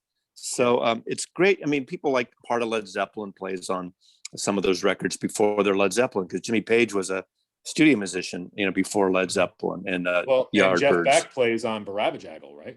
Right. Oh, with the Jeff Beck group, right? Yeah. And that's a great song. Yeah. Those 60s albums, and then of course in he got kind of screwed in the UK because some of the albums didn't come out as is. He was more popular actually in America, but that Gift to the Garden was eventually put out as two separate records. Right. Yeah. Well, I'm glad I could Mike. a little Donovan tonight. Yeah, right. All right. Next, I I'm mean, gonna I be might need to talking do about a Rod McHugh. Donovan. I mean, may need to do a Donovan ranking album because he doesn't get any love. That'd be cool. Well, if you're looking for a partner, I'd be into doing that too. Well, maybe we should do. Well, maybe we'll do a Donovan collab. Yeah, I'd love to talk about Donovan. You have to wear like an Indian bedspread. Yeah, I don't know if they make that in my size, but An Indian bedspread. Come on, how big are you? There you go. There you go. I No, played a bedspread would be all right. Yeah, I played in a metal band in high school, and we wanted to wear cloaks for a gig because obviously, and my mom lovingly would like search around all these thrift stores, try to find me cloaks, and she came home one day. She's like, I think it's about as close as we're gonna get, and I don't want to fuck up the name of them because I don't want to be insensitive to anybody, but they were basically the kind of traditional long black kind of male dresses from the Indian culture, and two of those, and and if you go back far enough on my YouTube channel, there are videos of my band playing the Sorry show, as we called it for years. I'm sorry, you're sorry. Exactly. I'm starting to take all my Donovan records out, Mazzy. Okay, I'm ready. Okay. Getting my Donovan CDs out. All right. So then my next choice, another one from 2008. This is actually one of two albums I could remember vividly buying the day of release. And this was the first adult CD that I paid for with my own money, fully with my own money, not gift cards or anything like that, my money. Alan Jackson's Good Time. And a lot of people know this from those GE General Electric commercials of everybody doing the line dance to the title track, A Good Time. That was on TV a lot. And also the TV show Good Times? Oh, yeah. Joe. Oh. Love that show. And my dad was Dynamite? actually... What's that? Dynamite. Oh, yeah. And my dad was working at GE at the time, so he actually got to be involved in one of those videos and all that stuff. He dances just as terribly as I do. And so that was probably the biggest hit next to the song Small Town Southern Man on this album, but I wish I could back up in Country Boy or some other greats. Even though this isn't one of his two gospel religious albums, he has Precious Memories and Precious Memories Volume 2. His album Precious Memories, the first one, is one of my top 3 gospel albums of all time in my rankings of those kind of albums. But he has a really nice song on here called If Jesus Walked the World Today. And there's a reason why it's not in the traditional gospel stuff, because if Jesus walked the world today, he'd probably be a hillbilly. Probably wouldn't really fit very well in that. But I mean, I don't think that would fit very well with how great thou art, you know. He'd be arrested. Yeah. But yeah, this is just another really great country album that just needs a vinyl record treatment. And I think that this is a pretty styling and cool album cover. I think that would look great on a 12-inch album. Okay. Alan Jackson's a good-looking guy. He is. I don't know too much after this album, truthfully. I mean, I know his album, the Bluegrass album that was released, I believe that was 2013. But after that, I really don't know. I think I actually saw him on that tour, the Good Time tour. Oh, that would have been fantastic. I would have loved to see him on this tour. I would love to see him live in general, but yeah, like his 90s. I'd love to see anyone live right now. Yeah, exactly. Jeez. But yeah, I'm missing live music, boy. Yeah, no, I hear you. But yeah, that's a great one. And Alan Jackson, only his first 2 albums, to my knowledge, were ever on vinyl record, rather than within the past 5 some years, those 2 gospel albums I just mentioned were in a double LP set. And yeah, Alan Jackson is just one of those modern country greats that, honestly, I put him on the same pedestal as people like George Strait or Clint Black. Well, the album Don't Rock the Jukebox is amazing. Oh yeah, it's an amazing album. Oh, without that. So are all these guys like born with these country names like Clint Black and George Strait, and you know they just sound so like Norman Maslow wouldn't be a good country singer, you know. Chris Yeah. Profi? No. Yeah, right. Well, Chris Profi sounds a little more like, yeah. I don't know if Yeah, it I'm sounds sure like a Chris country Profi. singer though. Yeah. I think about this constantly, and this is not a dig on the culture, but You totally dig on it.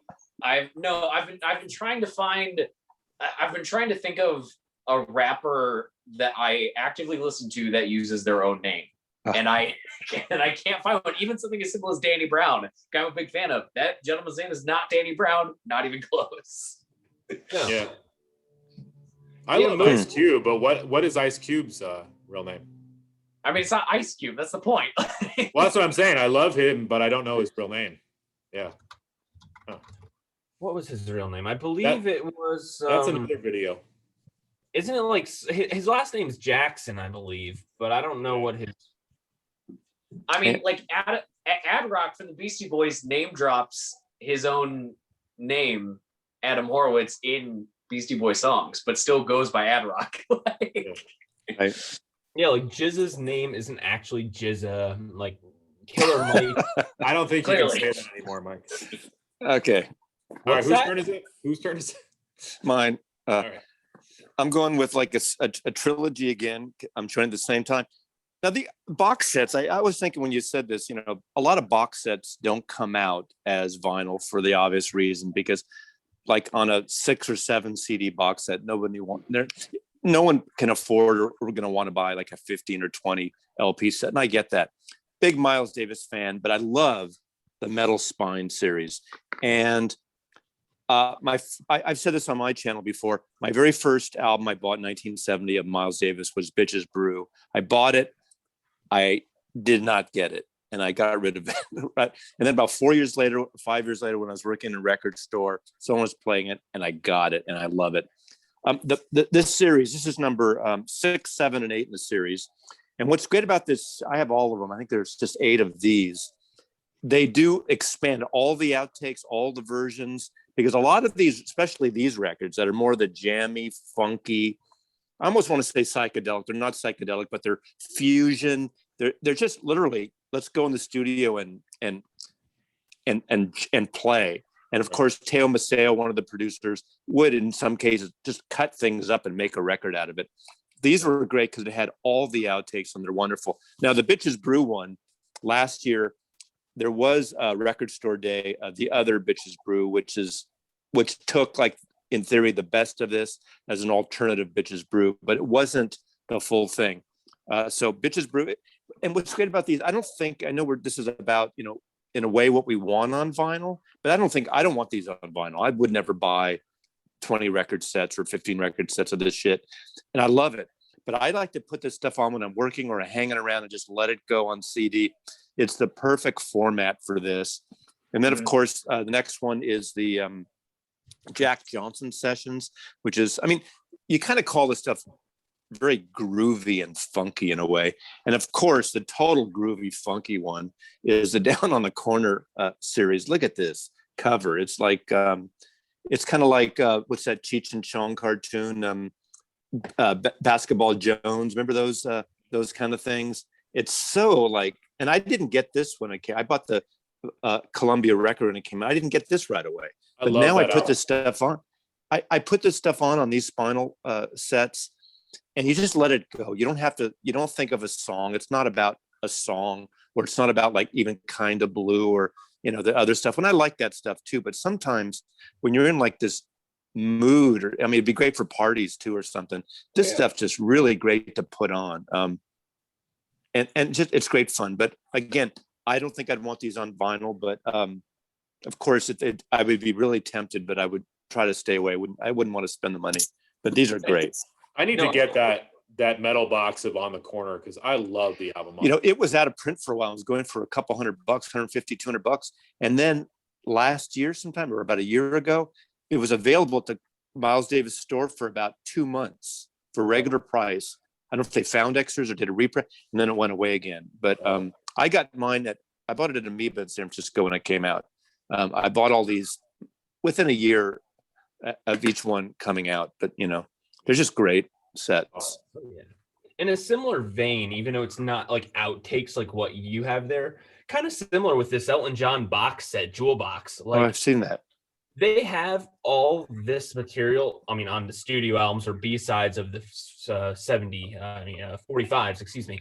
But like this, not only because of the price, you get this for like $110 your set, whereas each individual section is like 30, 40 something bucks, and then you have to buy like 3 different things, and it's astronomically priced. And this, like all those, especially with things like the rarities or the B-sides, like it's so much better, I think, to have it just play and not have to stand up every 2 minutes. And You sound like one of those 2 a.m. commercials. Wait, you get all these singles. Yeah. If you were to buy these individually, they would cost you thousands of dollars. But now, Elton John Jewel Box, Michael, it's like that kind of thing. But I totally get that. I'm not dissing on you. No, But you're right. That's why I'm a box set. Like I have an addiction to them. I kind of slowed down the last couple of years, but I mean, I got really back into CD box sets again during this year, obviously, because I was home more, I was consuming more music, and I needed kind of a fast way to listen to a lot of it. And with jazz, it's like a drug. Yeah, totally. And with jazz specifically, obviously there are so many celebrated jazz artists, and they have so many celebrated albums that I can't go out and spend money on every single vinyl and have a whole cube of whoever jazz. And I know now we're really getting off track about showing stuff that is on vinyl, and these albums particularly obviously are all on vinyl, but I don't think this particular compilation is. But I bought this last year, and I'm going to do a video on it soon, and it's really, really great. But this is the first 8 Miles Davis Columbia records in mono. Mono, I have that. It's a fantastic set. So good. Yeah, it's only on CD, but that's fine. I mean, the records are available separately, but not as mono, except I think maybe some of the MoFi or something like that. But you're right. That is a fantastic set. Yeah. And it's reasonable. It's reasonable. Yeah. I got a stupid deal on this because someone had bought it sealed, I guess, and it ended up with seam splits. And so they sold it for dirt cheap. And I jumped on it because I hadn't been playing. So, okay, that's my soft 6th entry, but obviously not, because all that shit is on vinyl in some places. But I'm going to end with, or my last 2 for this second to last round, and then going to the last one are 2 Midwest bands that I love a lot. These guys from Milwaukee, again, this is another band kind of like Morphine. All their other releases are available on vinyl, and most of the stuff that's on this compilation is on vinyl, but this particular set of songs is not. And it's kind of unfortunate because this is one of the best starting places for this band. I tend to recommend compilations to people for certain bands, and this is a really, really good one, but it's not that easy to find. But this is maybe my favorite Milwaukee band other than Violent Femmes, and that's Die Kreuzen. And this is the internal promotional compilation disc. It's basically a compilation of stuff from their first 4 studio records, which I guess is all their studio records and one of their 7 inches. And then there's I think maybe a B-side on here and some interview footage. It really is like a True Blue promo disc, but it is a great primer to the band Die Kreuzen. They were on Touch and Go Records. Like I said, Milwaukee band. They kind of hit that sweet spot for me where they blend post-punk, alternative rock, and hardcore, and all in this kind of just very aggressive wave, like almost very indebted to a band like Killing Joke, but not quite as goth, not quite as industrial as Killing Joke gets sometimes, but that same attitude of just every alternative sound that they can get their hands on, that they can put into a record, they put into a record. Their early stuff is very straightforward punk and hardcore. The first 7-inch and the first LP are very fast, but then you get into records like Octoberfile, Century Days, which is my favorite LP by this band, that is just some really hard, driving, angular punk music that is so good. This has excuse me, like I said, most of the songs you would need from Die Kreuzen, Big Bad Days, Downtime, Gone Away, as well as, like I said, some exclusive interview stuff. a bonus track here and there. And it is super, super good. And I own almost every D. Kreutzen release. I'm missing 2 7-inches, but I have all the vinyl releases, and this is the only thing that they've done that never appeared on vinyl, and is a really, really cool kind of just, it's definitely a collector's piece for sure. Promo only interview music sampler, very of its time, but is a really, really great place to start. This might be on YouTube somewhere, but really underrated band too. I think they get lost in the alternative canon, but love D. Kreutzen a lot. Touch and Go was a great label. I think the Butthole Surfers were on there, weren't they? Yeah, Touch and Go, Chicago-based label. So they have a lot of groups on their label that are from the Midwest area. They were a very big proprietor of a lot of that shit. So, although ironically enough, like, I mean, obviously they're a very, a very respected label. So, original punk records in general are very hard to find on vinyl, but even in Chicago, you can't find a lot of Touch and Go on vinyl unless it's like, real budget bin, kind of forgettable shit. But yeah, absolutely amazing label. And Andy Kreutzen is a really, really fantastic group. Nice. All right. Well, Mike's been showing a lot of country. I'm going to show a country artist. This is Susie Boggess. And she came out, this is her 2007 album called Sweet Danger. Now, she had a lot of hits in the 80s. One of her big hits was called Outbound Train that came out in 1991. But I would almost, I hate to say country because people might not want to listen to it then. I would say this is more like a Mary Chapin Carpenter. Her early albums are more folk based. I feel like Susie Boggess always had sort of like a folk tinged voice. And this album, like I said, came out in 2007. This has more, I would say, just jazzier arrangements on it here. Real nice, warm arrangements. It's a great album. She's got a beautiful voice. The arrangements are sort of like almost like Carole King-esque, if you will. But I would check out the song. There's a song on here called In Heaven. And it is a beautiful song. And it's basically about this woman who has fallen in love with somebody else. And she's asking her partner who has passed away for permission to, be in this new relationship. It's just one of these touching, beautiful songs. And I mean, Susie Boggs' voice, it's like, she's got one of these voices that she could sing the phone book. Just really, really good stuff. So, I hate to say country, but she did come up in the country era, but this has more of like a jazz sort of feel to it. So Susie Boggess. Very nice. Yeah.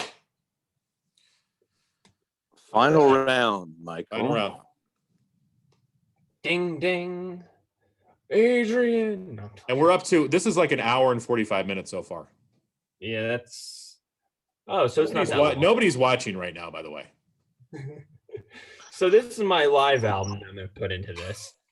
And this is from 2006. And this is Kenny Chesney's album called Live. And this is Live Those Songs, which is a play on a song by him that he wrote called Live Those Songs, which, if I'm not mistaken, is off of his No Shoes, No Shirt, No Problems album, which I believe was from 2002. This is a very fun live album. Kenny Chesney has kind of 3 kind of distinctive eras. The 90s country kind of vibe that is what most people think of when they hear 90s country, with hits like How Forever Feels, Had Me From Hello, and She Thinks My Tractor's Sexy, which is probably the one that most people would know, that last one. Yeehaw, guys. Don't know it.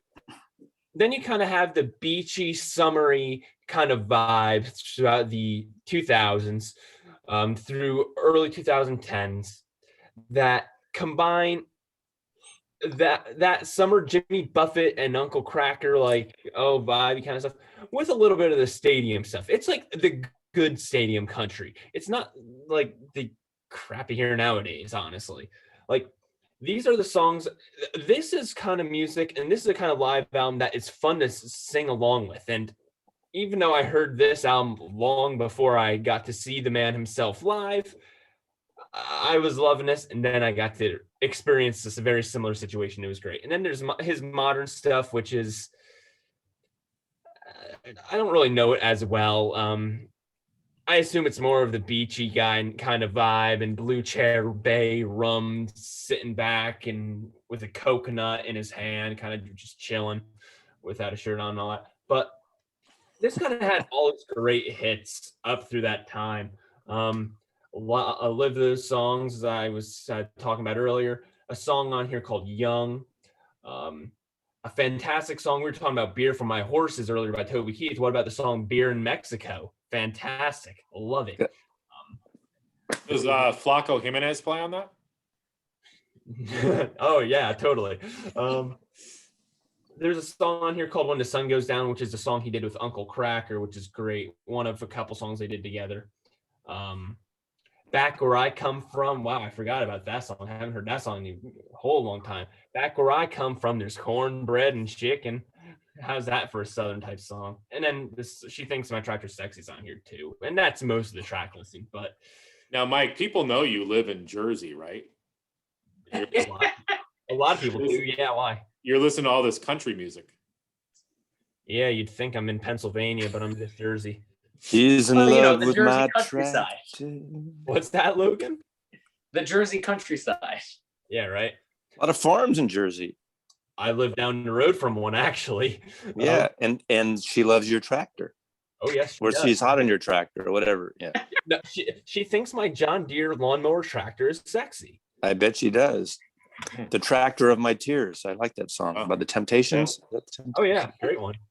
But, you know, Kenny Chesney as a whole, I'd love to see on vinyl record, but that's not one a lot of people who talk about Kenny Chesney in general talk about. So that's kind of why I pulled that one. But really, any Kenny Chesney album would be fitting for this. I love his song "A Better Boat." That's just a great song. Oh, yeah, and that's not one that many people know. Yeah.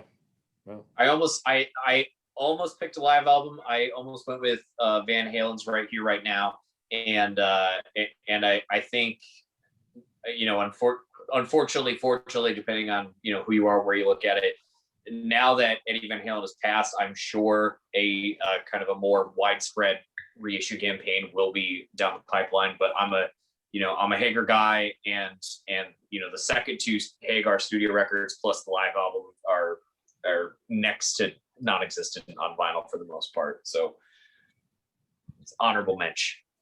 Yeah. Well, go ahead. Oh, thank you. I love all of Van Halen's works. I don't really think they had a bad album rather than Van Halen 3. There's things that are better than others, but Van Halen, pretty damn good discography. People complain about Hagar, but you know what? 5150 is one of Van Halen's best albums in their discography. I love 5150. It was one of my introductory albums to the band. So maybe I'm biased because of that, but I love that album. You know, an album's gonna be killer and smack you in the face when it opens up with "Hello, baby," and then you just have that guitar squeal. Chantilly lace and a pretty face. That's how that starts. I think I think Donovan sings on 5150.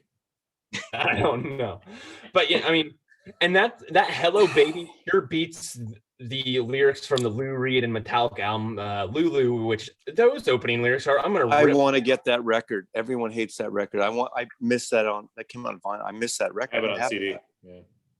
I mean, the album. It's not as bad as everyone says it is, I don't think. It's not, but I should have. I didn't love it as many people didn't, but I understand where there's that like whole. There's stuff to like. There's stuff to not. You know, Mazzy, if you don't want to shell out for the vinyl, there is like an art book version. It's a CD, but it has it's like a 12x12 size. You know, it's got like the lyrics and the story of the play and everything. So if you want to own it ever. Yeah, we'll see. At some point, everything comes out again. We'll see. But I'm going to close out with a live, well, partly live, partly not live. One of my favorite new wavy bands of the late 70s into the 80s into the 90s. Great power pop, great Beatles wannabe with one of the great songwriters is XTC. I love XTC.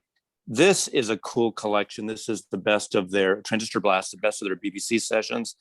4 CDs, 2 of them are studio BBCs, and 2 of them are live, Hammersmith Odeon and one others, but for the BBC. Nice booklet, a lot of their songs that you'd know from their records. I don't usually want them to do vinyl versions of things like this, but I love this so much. It's kind of cool set. I love all the, nice colored. Oh, that's cool. Andrew Partridge crap. I gotta get that now. Yeah, That's it's great. I mean, so Anyway, it's really good. And for those of you, I'm a big fan of all the BBC things that have been coming out the last forever 20 years. There's Led Zeppelin and David Bowie and the Beatles and T-Rex and Mark Bolan. I mean, there's so many. I'm not a completist for all the BBC stuff. And for people out there who don't know, because it's almost like unions in America. When you were performing on the BBC, they would not let you lip sync. You had to basically go into their studios and record things live, and they would play the live track, whether it's for radio or television. And that's why we have all those great multi LPs of the Beatles at the Beeb or the BBC, because they went in there and recorded all their songs. So you got, 10 or 15 versions of Love Me Do or Please Please Me that the Beatles did live. You could hear them doing over and over and over again. And those finally came out on vinyl as well. So I would love, this is a cool collection. To be honest with you, I'm satisfied with the CD, but I like it enough that I know, I don't miss it not being on vinyl. But of course, if it was on vinyl, I would grab it. Of course, 4 CDs, it'd probably have to be at least 6 LPs, I assume. So really cool set. Best of the BBC sessions by the fabulous XTC. Have you heard the REM BBC stuff that came out a couple years ago? I have that. Yeah. So good. I have the vinyl version. I'm thinking of, I have the BBC, but I'm thinking of the MTV Unplugged too. Sorry, I was getting confused on that. Yeah. The MTV Unplugged is good, but the BBC they did the big 9-disc CD. I don't have the big. I have. Oh wait, that's the one with the colored cover. Mm-hmm. I have that. I have that right there. Yeah. After a while, you forget. What the fuck did I buy 2 years ago? Sure. Sorry. No, you are good. My last one is a Chicago band, and I know that there's a market for this stuff to be on vinyl because I've heard many people in the VC talk about them, and every time they talk about it, they show this band CDs and they say, "Why isn't this shit available on vinyl?" They have an extremely limited vinyl output, a handful of EPs and singles through their first LP, all of which are long out of print, all of which are very expensive on the secondhand market. You can buy the CDs for pennies, but the vinyl is all gone, a couple 7 inches. But after their first record, any of the full-length albums never got issued on vinyl, and the reissue campaign for this would be huge. I don't know if it's an estate issue with the deceased member, but this is Material Issues' second album, Destination Universe. Chicago, rich history of power pop bands, obviously, kind of the big helm of which starting with Cheap Trick, and then you have all the bands from the Rockford bands, the Zion bands, the Berwyn bands, and all the suburban power pop that Chicago still has a rich history of. And Material Issue, again, one of the flagship bands. International Pop Overthrow is a perfect album, and it's a crime that it's not in print on vinyl, that it doesn't have a nice reissue. So the CD is common, and there was actually a really good double disc expanded CD a few years ago, but even that is super out of print and hard to find now. And it's so celebrated as this genre defining classic of 90s power pop. And I'm so surprised it's never gotten a nice reissue treatment. But yeah, the original LP is, that's at least $100 record, depending on the condition you find it in. But this is an amazing record too, Destination Universe. This has a lot of really, really classic songs on it. Material Issue is definitely indebted to, like I said, Cheap Trick, as much as they are indebted to, Big Star, and something as simple as the Beatles or the Beach Boys. Kind of the roots of power pop.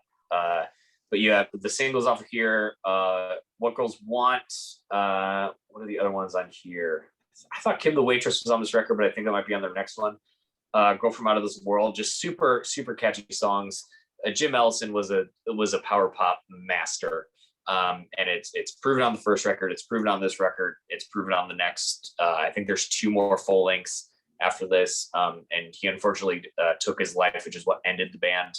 But I've been very fortunate that a kind of background player in the Chicago power pop movement named Phil Gotti, who was in a number of bands, has teamed up with the other 2 members, Ted Insani and Mike Zelenko, and they have a band called Material Reissue, where they play the Material Issue catalog, and I've seen them a few times, and they're amazing. Phil Gotti is like, Brian Johnston or William, last name escaping me, from Alice in Chains, where he's just the perfect filling guy, that he sounds enough like Jim Ellison to keep the song sounding familiar, but not so much where it seems like a cover band. And I'm proud to call Material Issue a local band, and I would love to see a proper vinyl campaign for them.